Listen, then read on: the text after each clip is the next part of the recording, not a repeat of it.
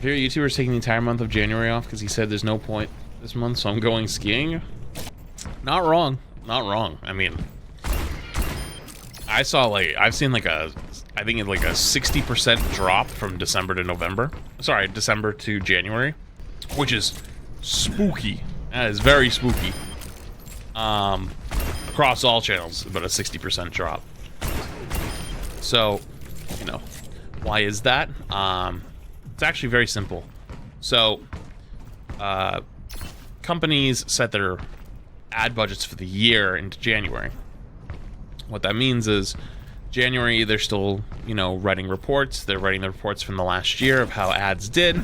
And they're basically going to their directors, board of directors, CEO, CFO, and being like, hey, we spent X amount of money last year. We need Y amount of money this year, whether to account for inflation or to account for, you know, increased sales or decreased sales. And plus, with a possibility of a looming recession, companies have to realize, okay, are we going to spend as much as we did last year on advertising? Are we going to spend more than we did last year on advertising? Or are we going to spend less? So right now, a lot of companies are in the middle of making those decisions, which means that they're not really spending as much money.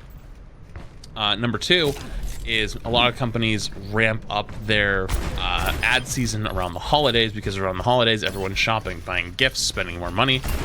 People are much more frugal, so it's more advantageous to spend money on ads around that time, because the ad placement, you see an ad and you're more likely to be like, oh, I'll buy that product. But number three, though, and honestly the most important, is companies are very weird, where you never want to not spend all the money you're allocated for a year, because if you don't spend all the money that you're allocated in a budget for the year, then it's hard to ask for more for the next year, and basically asking for more is how you're going to look better. So let's say I run the ad department and I ask for $1 million, and then I spend $1 million and I bring us in 10 million in sales. The next year, I'm going to want 2 million in ad or whatever, and I'll be like, if you give me 2 million, I'll make you guys 20 million, right? But if I ask for $1 million and I only spend 800,000, I can't go the next year and be like, nah, I want 2 million, because they're going to be like, well, you spent less money and still pulled X amount of money, so you probably don't really need that much more, you know? And you might not get that number you're asking for. And if you don't get that number you're asking for, you're not going to perform better. You're not going to look better for your bosses. You're not going to get that bonus. You're not going to get that promotion. You're not going to get those increases. So most companies actually try to always spend their entire budget, especially the marketing budget, by the end of the year. In a lot of places, they're budgeting for the whole year. So early in the year, you don't spend as much.